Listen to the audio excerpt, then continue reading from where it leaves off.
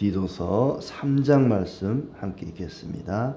너는 그들로 하여금 통치자들과 권세 잡은 자들에게 복종하며 순종하며 모든 선한 일을 행하기를 준비하게 하며 아무도 비방하지 말며 다투지 말며 관용하며 범사의 온유함을 모든 사람에게 나타낼 것을 기억하게 하라.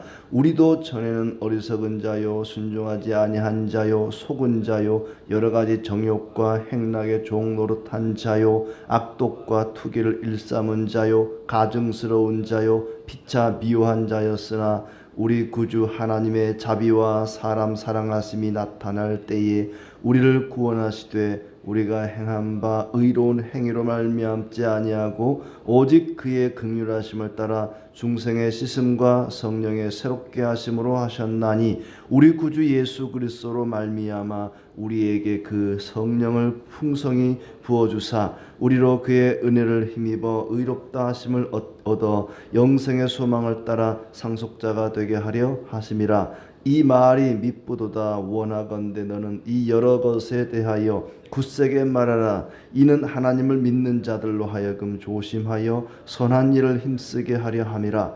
이것은 아름다우며 사람들에게 유익하니라. 그러나 어리석은 변론과 족보 이야기와 분쟁과 율법에 대한 다툼은 피하라. 이것은 무익한 일이 것이요 헛된 것이니라. 이단에 속한 사람을 한두 번 훈계한 후에 멀리하라. 이러한 사람은 네가 아는 바와 같이 부패하여 스스로 정죄한 자로서 죄를 짓느니라. 내가 아데마나 두기고를 내게 보내리니 그때에 네가 급히 니고볼리로 내게 오라. 내가 거기서 겨울을 지내기로 작정하였노라. 율법교사 세나와 및 아볼로를 급히 먼저 보내어 그들로 부족함이 없게 하고 또 우리 사람들도 열매 없는 자가 되지 않게 하기 위하여 필요한 것을 준비하는 좋은 일에 힘쓰기를 배우게 하라. 나와 함께 있는 자가 다 내게 문안하니 믿음 안에서 우리를 사랑하는 자들에게 너도 문안하라. 은혜가 너희 무리에게 있을지어다. 아멘. 네. 반갑습니다. 수요일 아침 오늘도 하나님의 은혜가 우리 모두에게 충만하기를 기원합니다. 디도서는 아주 짧습니다. 짧기 때문에 많은 교훈을 담고 있지는 않고 앞에 1장, 2장은 교회 안의 문제를 다루었습니다. 2장에서는 교회 안에 여러 연령층, 여러 계층의 사람들에게 어떤 교훈을 가르쳐야 할 것인지 젊은 사람, 늙은 사람, 종들 그러면서 2장에서는 교회 안에 여러 계층의 사람들이 교회 안에서 어떻게 행할 것인가 또 그 이전에는 목사, 장로를 세워서 이단을 경계하고 교회 질서를 바로 세워가라 하는 이야기를 하셨고 이제 3장에 와서는 교회 밖의 사람들, 교회 안에 있는 성도들에게 어떻게 대할 것인가가 아니라 교회 밖에 있는 세상 사람들에게 어떻게 대할 것인가 하는 것을 우리가 읽은 것처럼 이야기하고 있습니다. 우리 그리스도인들이 예수님을 믿는다고 해서 우리끼리만 모여서 무슨 기도원이나 산속에 들어가 사는 건 아니죠. 여전히 세상 속에 살고 있습니다. 우리는 이중 국적자들입니다. 대한민국이라고 하는 이 국가, 나라의 국민으로 살면서 또 하나님 나라라고 하는 새로운 나라의 시민으로 살고 있습니다. 그래서 하나님 나라의 법도 지켜야 되고 이 세상 나라, 우리가 속해 있는 이 대한민국의 법도 지켜야 합니다. 나는 하나님 나라의 백성이니까 대한민국 사람 아니야. 내 마음대로 살 거야. 법과 질서를 무시하고 내 멋대로 살았다가는 큰일 납니다. 우리는 하나님 나라 백성이면서 동시에 이 땅에 살고 있다는 것, 세상 속에 살고 있다는 것을 잊지 말아야 합니다. 그래서 이 세상 속에서 세상 사람들, 믿지 않는 자들과 함께 더불어 살아가는데 그들을 어떻게 대할 것인가에 대한 가르침이 이 그레데 섬 교회에 필요했던 것이죠. 1절을 보시면 권세자들, 통치자들에게 복종하고 순종하라 그랬습니다. 이 세상 나라의 법을 잘 지켜야 한다는 겁니다. 질서를 잘 지켜야 한다는 거죠. 아마 그때 당시는 이제 로마 제국의 지배를 받던 시대인데 이 그레데 섬 사람들이 폭동을 자주 일으켰던 것 같아요. 독립을 하겠다고 로마 제국에 저항하고 폭동을 일으켰던 경우가 많았는데 이 바울은 이제 디도에게 성도들은 그러면 안 된다. 성도들은 이 세상 정부에 잘 순종해야 된다. 이 세상 정부의 정권을 세운 것도 하나님이기 때문에 하나님이 통치자를 세우기 때문에 세워진 통치자를 잘 따라야 한다. 물론 하나님의 법을 거스르고 또 악을 행하고 교회를 파괴하려고 하는 그런 통치자에게까지 우리가 그것까지도 순종할 수는 없습니다만은 일반적으로 나라를 다스리는 그런 통치 행위에 대해서 복종해야 된다. 왜냐하면 그렇게 해야만 우리가 평안한 중에 신앙생활을 할 수가 있고 또 전도의 문이 막히지 않게 하기 위함이다. 다른 데서는 그렇게 이야기를 하고 있습니다. 악한 정부가 무정부보다 낫다 하는 얘기도 있지 않습니까? 아예 정부가 없는 통치자가 없는 무정부 상태가 되면은 더 괴롭다는 것입니다. 그래서 악한 정부를 할지라도 통치자를 우리가 잘 복종해야 된다 하는 얘기고 또 하나는 선한 일을 행하기에 늘 준비를 하라 그렇습니다. 세상 속에 살면서 교회가 성도들이 늘 준비된 선한 일을 할 수 있는 준비된 자가 되어야 한다. 언제든지 우리의 손길이 필요하고 우리의 선행이 필요할 때 즉각적으로 할 수 있도록 준비가 되어 있어야 한다는 겁니다.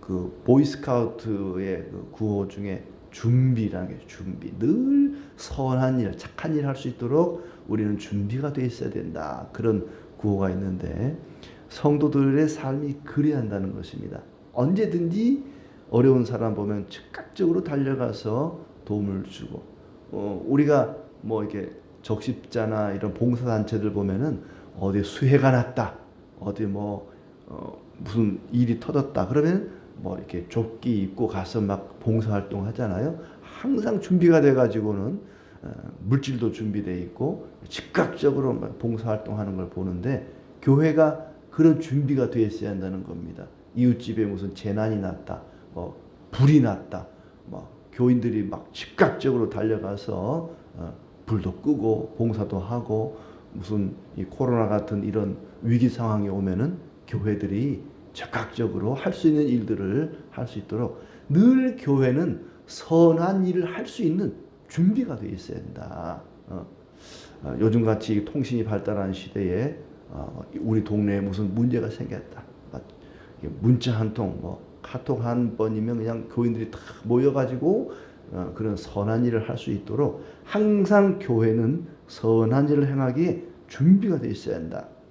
그리고 이제 인간관계에 있어서도 아무도 비방하지 말고 다투지 말고 관용하며 다른 사람, 세상 사람들 비방하지 말고 다투지 말라. 교회가 늘 주차 문제로 이웃들, 주민들하고 다투는 그런 교회도 있어요. 막 항상 싸워요. 막 세상 사람들보다 더한 그런 거친 말을 하면서 다투고 남 비방하고 비방하지 말고 다투지 말고 불신자들과 세상 사람들과 다투지 마라. 비방도 하지 마라. 관용하며 범사의 온유함을 모든 사람에게 나타낼 것을 기억하라. 관용하며 이해하고 용서하고 또 범사의 온유함을 범사에 늘 평상시에 온유함을 나타내야 된다. 선한 일을 행할 준비를 하는 것처럼 온유함도 늘 우리 몸에 배어 있어야 한다는 겁니다. 모세처럼 그 온유함이 지면의 모든 사람보다 더하더라. 어떤 사람보다 부드럽기가 한이 없었던 모세처럼 예수님의 성품이 그러지 않습니까? 나는 마음이 온유하고 겸손하니. 늘 우리는 온유함을 위해서 기도해야 됩니다. 온유함. 아나바라는 말, 온유함, 부드러움, 마음이 성품이 부드러워야 된다. 부드러워. 부자를 빼면 안 돼요. 빼면 더러움이 돼요. 더러운 사람들이 아니라, 더러운 성질을 가진 사람들이 아니라 부드러운 사람들. 부드러운 사람, 온유한 사람, 늘 범사의 온유함을 모든 사람에게 나타낼 것을, 이 나타낸다라는 말은 한 번 온유하고 그치는 게 아니라 늘 항상 지속적으로 온유해야 한다는 겁니다. 성도는 마음이 늘 항상 부드러워서 범사에 누구에게도 또 누구에게도 비방하거나 또 악담을 해서도 안 되고 그런 걸 받아서도 안 되고 범사에 온유한 모든 사람에게 나타낼 것을 기억하라 그랬습니다. 그런가 하면은 3절에 우리도 전에는 다 악한 자들이었다는 겁니다. 하나하나 이렇게 보면 어리석은 자요, 순종하지 아니한 자요, 속은 자요, 정욕과 행락의 종노릇한 자요, 악독과 투기를 일삼은 자요, 가증스러운 자요, 피차 미워한 자였다. 과거에 그랬다는 겁니다. 예수 믿기 전에 우리의 성품이 이랬다는 거예요. 세상 사람들에게 너는 어떻게 그런 일을 할 수 있냐? 너는 어떻게 그렇게 술을 많이 퍼마시고 그렇게 성질이 더럽고 거친 말을 하고 맨날 남 욕이나 하고 다니고 세상 사람들이 그래서 우리는 그들을 비방하고 비판하고 하지만은 우리도 전에 다 그랬다는 거예요. 예수 믿기 전에 사람들 다 똑같았다는 겁니다. 처음부터 거룩하고 경건했던 것처럼 그러지 말고 우리도 전에는 다 그렇게 피차 서로 미워하는 자였다. 그런데 하나님의 자비와 사랑하심으로 우리를 구원하셨다. 그렇게 악한 자들이었지만 하나님이 자비와 사랑으로 우리를 구원하셨다. 그런 은혜와 자비와 사랑을 받았으면 우리도 다른 사람에게 자비와 긍휼을 베풀어야 할 것 아니냐. 자비와 사랑을 나눠줘야 할 것이 아니냐. 많이 탕감받은 자로서 다른 사람을 탕감해 줄 줄 알아야지.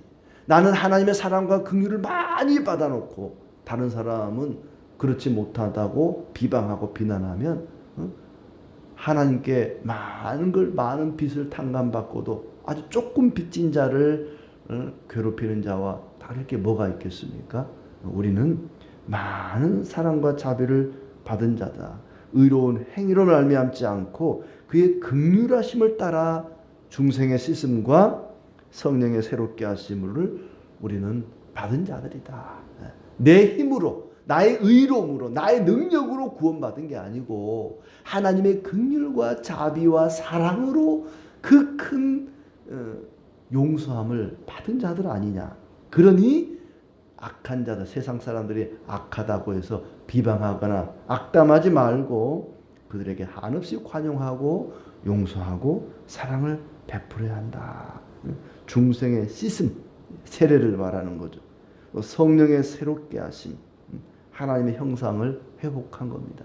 하나님의 은혜로, 나의 의로움과 나의 능력이 아니라 하나님의 은혜와 자비와 긍휼하심으로 우리가 구원함을 얻고 새 생명을 얻고 씻음과 새롭게 하심을 얻었기 때문에 우리도 다른 사람에게 온유함으로 또 긍휼을 베푸는 것이 너무나 마땅한 것이다.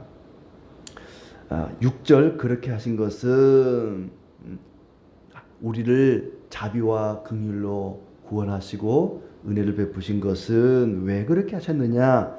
예수 그리스도로 말미암아 성령을 풍성히 부어주셔서 그의 은혜를 힘입어 의롭다 하심을 얻어 영생의 소망을 따라 상속자가 되게 하려고 그렇게 하신 것이다. 하나님이 우리에게 은혜와 긍휼로 구원의 은총을 베푸신 것은 영생의 소망을 따라 하나님의 상속자가 되게 하려고 한 것이다. 우리를 변화시키신 목적이 뭐냐? 하나님께서 우리를 새롭게 하신, 성령으로 새롭게 하신 목적이 뭐냐? 성령을 풍성히 부어주셔서 성령 충만이죠. 성령의 충만한 은혜 가운데 의롭다 하심을 얻어 영생의 소망을 따라 상속자가 되게 하려고 우리를 새롭게 하시고 하나님의 긍휼로 변화시켜 주셨다는 겁니다. 우리는 하나님 나라의 상속자요, 영생의 소망을 가진 자들입니다. 이 세상 사람들과 뭐 별것 아닌 거 가지고, 작은 일 그거 가지고 아웅다웅 다투고 비방하고 악담하고 그럴 필요가 없다는 거예요. 영생의 소망을 받은 자들입니다. 죽음으로 인생이 끝나는 그런 사람처럼 별것 아닌 거 가지고 그렇게 다투고 비방할 필요가 없다는 거예요. 영생의 소망을 가진 자고 하나님 나라의 상속자들입니다. 시장 가서 100원, 200원 콩나물 가지고 깎으려고 막 아둥바둥 할 필요가 없습니다. 하나님 나라를 상속받은 자들이고 영생의 소망을 가진 자들인데, 이 땅이 전부인 것처럼, 죽으면 끝나는 인생들처럼 그렇게 빡빡하게 살지 말라는 것입니다. 우리는 하나님의 은혜를 예수 그리스도로 말미암아, 예수 그리스도를 통해서 풍성히 받은 자들이다. 이미 받은 자들입니다. 하나님의 은혜는, 성령의 풍성한 은혜는 예수 그리스도로 말미암아 받습니다. 예수 그리스도를 믿음으로 하나님의 놀라운 은혜를 우리는 받을 수 있습니다.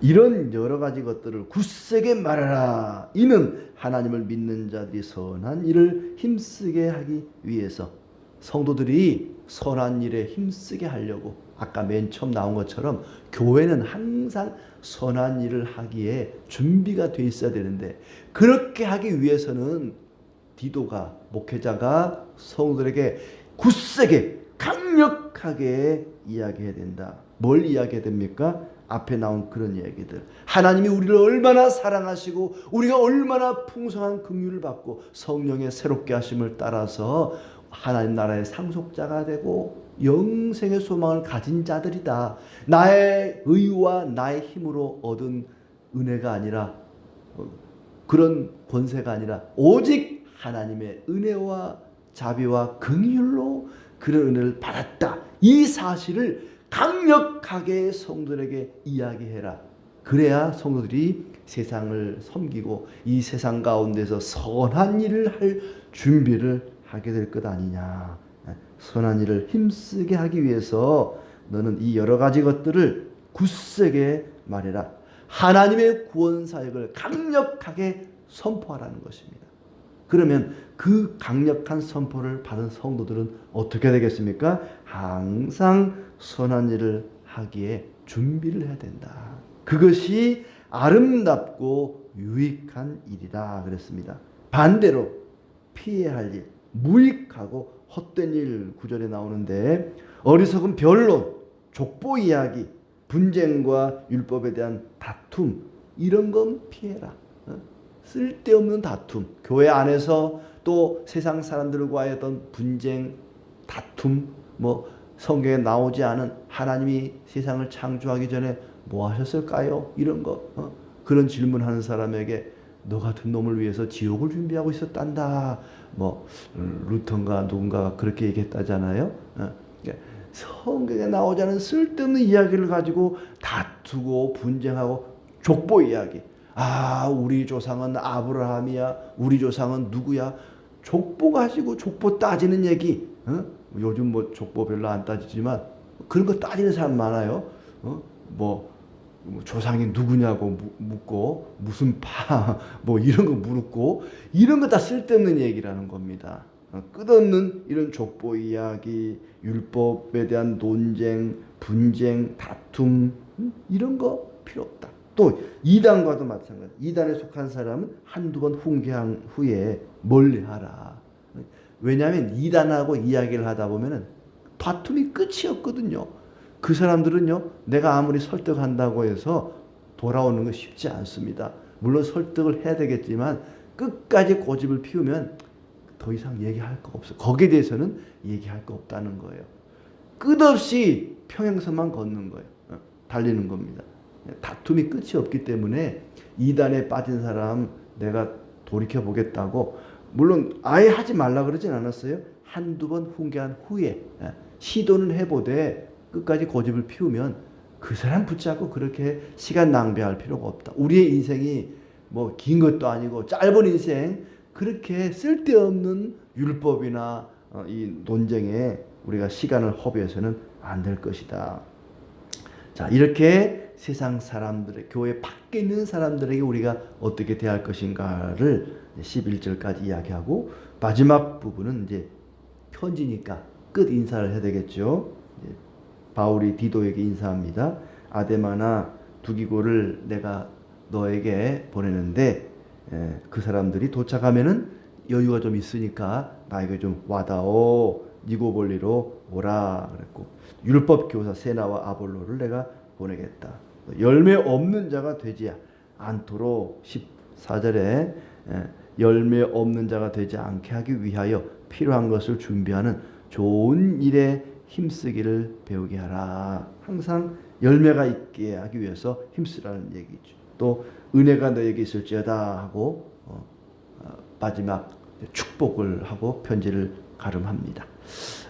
아무튼 예수 믿기 전에 우리의 모든 삶의 모습들을 우리가 버리고 이제 하나님의 성령의 새롭게 하시는 은혜에 따라서 우리는 새 사람을 입은 자들입니다. 우리끼리만 모여 사는 것이 아니라 여전히 세상 속에 살고 있고 세상 속에는 하나님의 택한 백성들이 곳곳에 숨어 있습니다.